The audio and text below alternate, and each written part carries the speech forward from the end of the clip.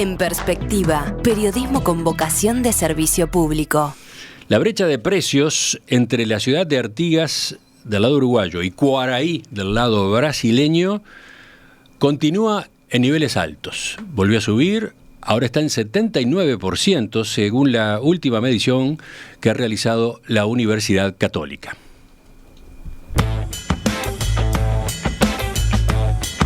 El indicador implica que, considerando el conjunto de bienes seleccionados y sus ponderaciones en el gasto de consumo de los hogares, adquirir la canasta en Artigas es 79% más caro que hacerlo en Quaraí. ¿Dónde se observan las mayores diferencias? En productos del hogar, bebidas alcohólicas y tabaco, bienes diversos y alimentos y bebidas no alcohólicas. ¿Qué implica? ¿Qué implica en la práctica? ¿Qué implica en los hechos, en la vida cotidiana? Una realidad como esta, vamos a tratar de pasarlo en limpio. Justamente, estamos para eso en línea con Pablo Segarra, que es presidente de la Asociación Comercial e Industrial de Rivera, un departamento que, como ustedes saben, está fuertemente influenciado, ¿no?, por lo que es el comercio con Brasil. Segarra, ¿qué tal? Buen día, un gusto saludarlo. ¿Cómo le va? Buenos días, ¿cómo andan? Un gusto charlar con ustedes. Una primera consideración, a ver, ahí Emiliano leía los números más fríos del informe y que toman la relación cambiaria con la ciudad de Quaraí en Artigas, ¿verdad?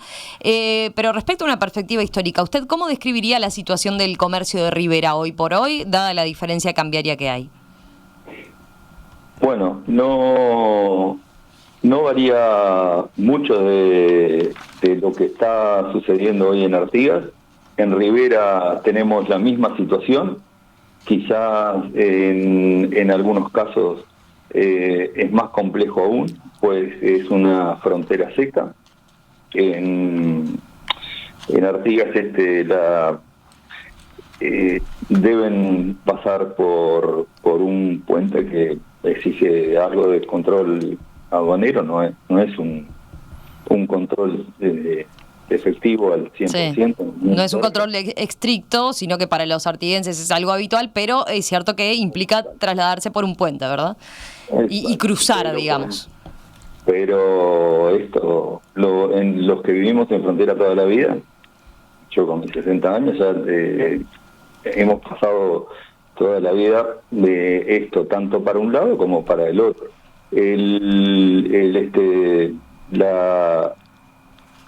Cuando se dan esos ciclos, generalmente para el lado brasileño son mucho más largos que para el lado uruguayo y en mucho más cantidad de productos, que es lo que está pasando hoy. Nosotros en realidad la diferencia es muchísima y los controles del lado uruguayo, principalmente Rivera, que es una frontera seca, Uh-huh. Son muy pocos, muy débiles, diría yo. Uh-huh.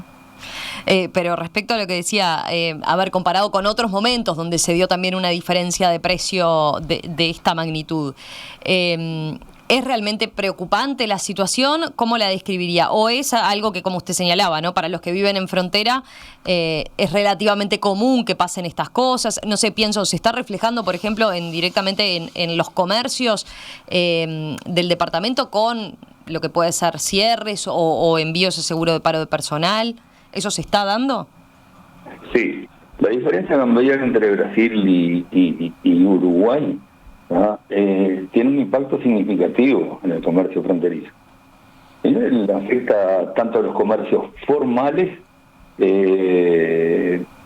a los comercios formales en un 100%, porque crece muchísimo la informalidad.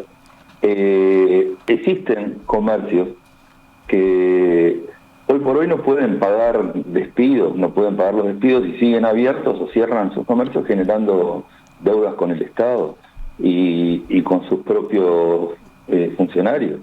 Pero realmente es la entrada de productos en forma informal brasileños y productos no autorizados al Uruguay afecta y en forma muy significativa al comercio riverense. Sobre todo lo que dice entonces se ve principalmente en la informalidad. Sí, la informalidad crece de una manera no le digo exponencial, pero crece de una manera muy rápida y principalmente por comercios que han cerrado. Y como les digo, en algunos casos comercios a veces no llegan ni a cerrar porque no le pueden pagar el despido a sus funcionarios. Ya vienen tirando deudas, préstamos o insolvencia y no pueden llegar a esos términos, a buenos términos que tendrían que llegar. Y no por falta de voluntad, sino por ¿cómo les diría? Es un problema que a veces se puede solucionar parte de ello por otro lado. Una brecha muy grande que de repente estábamos escuchando como en Pre-Artigas y Cuaraí del 79%, es difícil que un gobierno pueda tomar medidas para cubrir esa brecha. Pero se pueden hacer otras cosas.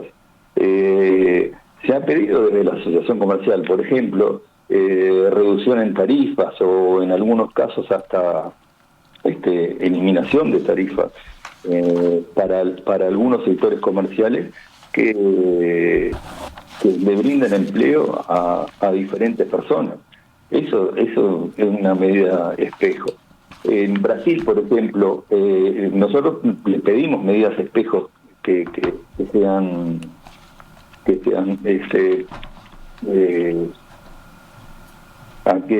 puestas en Rivera. ¿Qué pasa? En Brasil usted entra con productos uruguayos y que no son hoy en día de la línea de free shop y le toman el coche, le sacan los productos, le hacen un juicio, tiene que pagar una fianza para no ir preso. Y acá en Uruguay, la mayoría de las veces, lo que sucede es solamente sacarle los productos y bueno, y muy raramente, a no ser en grandes cantidades, le paran un coche, un camión, algo, y se lo pasan a la justicia. Entonces, de esa manera es bastante complicado competir. Usted señala entonces por el lado de los controles, por ejemplo, sí deberían ser más del lado del Estado uruguayo se debería ser más estricto entonces en relación a lo que pasa en Brasil, ¿no? Mi pregunta es, ahora quería consultarle más en el día a día, ¿en qué se ve en la ciudad de Rivera? Pienso, por ejemplo, en lo que fue durante mucho tiempo el flujo de turistas brasileños que venían de este lado a comprar, ¿no? Cuando la diferencia cambiaria era favorable para Uruguay. O pienso en cuestiones gráficas que teníamos presentes como, por ejemplo, cuando se dio la brecha cambiaria abismal con Argentina, ¿no? Que se veía tanto de Paysandú como de Salto, personas que iban y que directamente había quienes se habían instalado del otro lado, ¿no? Pero también que estaban adquiriendo todo tipo de servicios, por ejemplo, del otro lado, ¿no? Iban al dentista, iban a las peluquerías, todo tipo de servicios los adquirían del otro lado por la diferencia cambiaria. Acá, en el día a día, ¿en qué lo perciben y en qué se está notando más? En el día a día los percibimos en todos los comercios. Solo es dar un paseo por la frontera. Nosotros tenemos una frontera seca de muchos kilómetros, pero en Rivera son muchísimas cuadras con Brasil, y el flujo de clientes para comprar la mercadería del día a día, para una canasta, para ropas, eso se siente muchísimo. Tanto las tiendas de ropas del lado uruguayo están sufriendo mucho. Yo me dedico más a la parte de veterinaria y en esa parte se siente aún más, porque los productos veterinarios en Brasil están con un precio muy por debajo, le diría mucho más del 50% en los precios con relación a Uruguay, y se siente en sectores, en la industria alimentaria, la cosmética, ingresan productos brasileños que no cumplen con normativas uruguayas, y eso es lo que nosotros percibimos y lo que nos preocupa en la asociación comercial, ¿no? Claro, que no se esté cumpliendo directamente con cuestiones sanitarias, dice. Exactamente. Pero volviendo un poquito atrás, en el 2020 y en el 2021, cuando las fronteras estuvieron cerradas, pero estuvieron cerradas al 100% en el paso, en el litoral, y en una frontera seca como Rivera no se pudo. Entonces en Rivera había un control en Curtizaira, que queda a 12 kilómetros de Rivera, en San Luis, que queda rumbo a Valle, cerca de Vichadero, a 18 kilómetros de Vichadero, y por la ruta 27 a unos 20 kilómetros de Rivera. Con esos tres, y bueno, y los cierres del puente de Salto y Paysandú, no solo en Rivera, en Tacuarembó, en aquel momento, en el 2020-2021, hubo un aumento de 40% en la venta en los comercios uruguayos en Tacuarembó. Entonces quiere decir cómo impacta la falta de control no solo para Rivera, sino para el resto del país. Y en Rivera, principalmente en el rubro que yo estoy, que lo manejo mejor, que es la parte veterinaria, también se notó un aumento de consumo muy grande, lo que evidencia que ese control que hubo, que no era un control 100% efectivo, sirvió para muchas cosas. Llega a bajar hasta el abigeato, llegó a bajar en ese momento, cuando existían tanquetas por tema de control de fronteras por COVID. Entonces no lo que faltan son tomar medidas espejos, como lo hace del otro lado en Brasil. ¿Y eso se lo han planteado ahora últimamente al gobierno? Sí, eso lo hemos planteado no solo al gobierno, lo hemos planteado antes de las elecciones a todos los políticos que pasaron por la asociación comercial. Antes de las elecciones generalmente vienen a preguntar cómo está el comercio en la frontera. Y bueno, eso lo hemos planteado, se ha realizado algún proyecto para que ellos lo pudieran presentar en el Parlamento, y bueno, hubo un proyecto que se presentó en el Parlamento para baja de algunas tarifas, el retiro de algunos impuestos. Lo que rige hoy es el impuesto en los combustibles, que si usted paga con tarjeta del lado de Rivera, tiene un 24% de descuento, pero en el resto de los productos no. Y es mejor lo que creemos nosotros, que el gobierno recaude sobre algo que no recaude sobre nada. Entonces, si retiran algunos impuestos como lo solicitábamos nosotros, podía, aunque no fuera a recuperar el 100% del comercio, pero le podía dar un gran empujón. Por último, quería consultarle, porque hay oyentes que lo preguntan, ¿cuál es la situación de los free shops en particular? Los free shops siguen trabajando bien. Nosotros estamos en la asociación comercial, la asociación de free shop trabaja en el predio de la asociación comercial con nosotros. Una relación excelente y ellos están trabajando muy bien, principalmente ahora en la pasada de muchos uruguayos y muchos argentinos, ya que llega a dar entre 200 y 300%, hasta 400% de diferencia en ir a veranear a Brasil en algunos servicios, y y acá a Uruguay. Ahí se movió entonces por ese lado, por la cantidad de gente, de incluso de uruguayos que salieron y pasaron por allí claramente rumbo a Brasil entonces. Exactamente. Y esos son todos divisas que perdemos nosotros.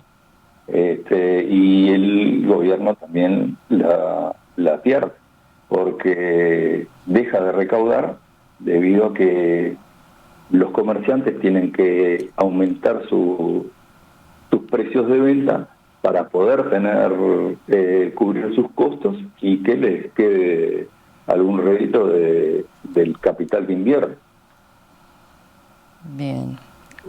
El otro tema que voy a aprovechar que estamos acá es el tema de que me interesa muchísimo, que son y me interesaría que lo supieran, porque creo que hay gente que aún no se ha dado cuenta aún, gente de mis sectores, productores, yo veterinario, comerciante veterinario, son los productos que por la diferencia de precios y la diferencia cambiaria afecta muchísimo, son los productos que entran de forma ilegal a nuestro país y lo usan de manera equivocada los productores. ¿Por qué? Porque no llaman a un profesional veterinario justamente para decirle que están usando ese producto. Uh-huh. ¿Qué pasa? ¿A qué tipo de productos se refiere concretamente? Productos veterinarios.